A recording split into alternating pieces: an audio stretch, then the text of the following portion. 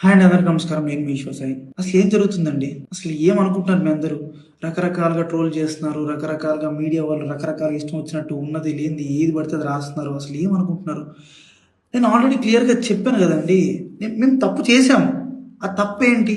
మేము ఎమోషనల్‌గా కనెక్ట్ అయ్యాము అని చెప్పాను. ఎమోషనల్‌గా కనెక్ట్ అవ్వడం అంటే మీ దృష్టిలో ఏమనుకుంటున్నారండి? అసలు ఆ రోజు అక్కడ ఏం జరిగింది?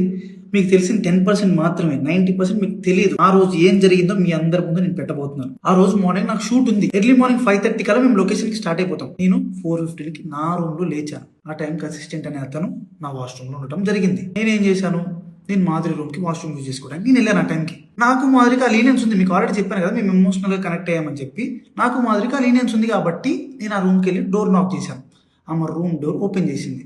ఆమె రూమ్ డోర్ ఓపెన్ చేసి నేను డైరెక్ట్‌గా వాష్‌రూమ్‌కి వెళ్ళిపోయాను. ఆమె క్యాజువల్‌గా ఆమె రూమ్ డోర్ లాక్ కూడా చేయలేదు. రూమ్ డోర్ ఓపెన్‌లోనే ఉంది. ఆమె క్యాజువల్‌గా బెడ్ మీద కూర్చొని ఫోన్ యూజ్ చేస్తుంది.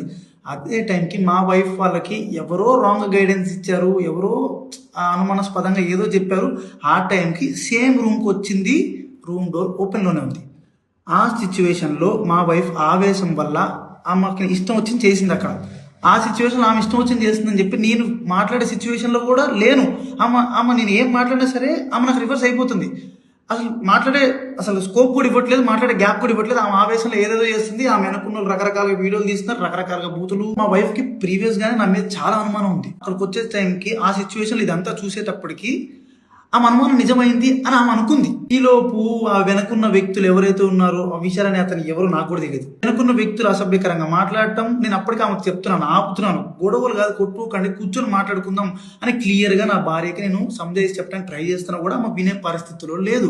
నేను ఒక్క మాట మాట్లాడుతుంటే ఆమె 4 దెబ్బలు కొట్టేటట్టుగా ఉంది. ఆ వైఫ్ ఏం జరిగింది నన్ను పట్టుకొని కొట్టి అడుగుతున్నా సరే నేను కామ్‌గా ఉండటానికి రీజన్ అక్కడ వాళ్ళందరూ వీడియోస్ తీస్తున్నారు. నేను ఏం చెప్తే ఏ రకంగా పోర్ట్రే అయిద్దో తెలియదు. ఎక్స్ప్లెనేషన్ ఇవ్వడానికి నాకు స్కోప్ కూడా ఇవ్వలేదు. ఆల్రెడీ మీకు చెప్తున్నాను కదండి, మేమిద్దరం కనెక్ట్ అయ్యి జస్ట్ 2.5 మంత్స్ అయిందని చెప్తున్నాను. మా మధ్య ఒకరికి లీనియన్స్ ఉంది తప్పితే అంతవరకు వెళ్ళే లీనియన్స్, అంతవరకు వెళ్ళే ర్యాప్ మా ఇద్దరి మధ్యలో లేదు. మేము ఎమోషనల్ కనెక్ట్ అయ్యాం, ఎమోషనల్ గా మాట్లాడుకుంటాం అంతే తప్పితే మేము అంత దూరం మేము ఎప్పుడు వెళ్ళలేదు, వెళ్ళాలని కూడా మేము ఎప్పుడు అనుకోలేదు. అలాంటి క్యారెక్టర్ ఆ అమ్మాయి అస్సలు కాదండి. అమ్మాయి చాలా రెస్పాన్సిబుల్ పర్సన్. అమ్మాయి ఫ్యామిలీని అంతా పోషించుకోవడానికి చాలా కష్టపడుతుంది. నేను ఎప్పటి నుంచో కొన్ని 4-5 ఇయర్స్ నుంచి అమ్మాయిని నేను చూస్తున్నాను. ఇదే విషయాన్ని నేను మీ అందరికి ఇంటర్వ్యూలో చెప్దాం అనుకున్నాను. కానీ మా లీగల్ అడ్వైస్ ప్రకారం నేను ఎంతవరకు చెప్పాలో అంతవరకే చెప్పాను.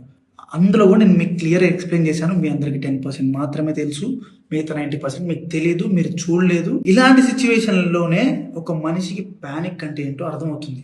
ఆ సిచ్యువేషన్లో ఏం మాట్లాడితే ఎవరు ఎట్లా రిసీవ్ చేసుకుంటారు అనేది తెలియదు. నేను చాలా క్లియర్గా చెప్తున్నానండి, మా ఇద్దరి మధ్యలో ఎమోషనల్ బాండింగ్ తప్ప అంతకు మించి ఏం లేదు, ఏం జరగలేదు. నేను ఒక ఇల్లీగల్ రిలేషన్షిప్ అని దేనికని చెప్తున్నాను అంటే, ఒక పెళ్ళైన అబ్బాయి ఒక అమ్మాయితో ఎమోషనల్ కనెక్ట్ అవ్వటం అనేది కూడా ఇల్లీగల్ రిలేషన్షిప్ అనే పేరు, అక్రమ సంబంధం అనే పేరుతో నాకున్న సిచ్యువేషన్లో నాకు ఆ పదాలు తప్పితే నాకు వేరే ఏం రాలేదు. నేనున్న డిప్రెషన్కి. అమ్మ మాదిరి, నీకు నా తరపు నుంచి, నా భార్య తరపు నుంచి, నా భార్య వెనుకున్న వాళ్ళ తరపు నుంచి నీకు క్షమాపణ కోరుకుంటున్నాను. నీకు సారీ, ప్లీజ్ అర్థం చేసుకో ప్లీజ్.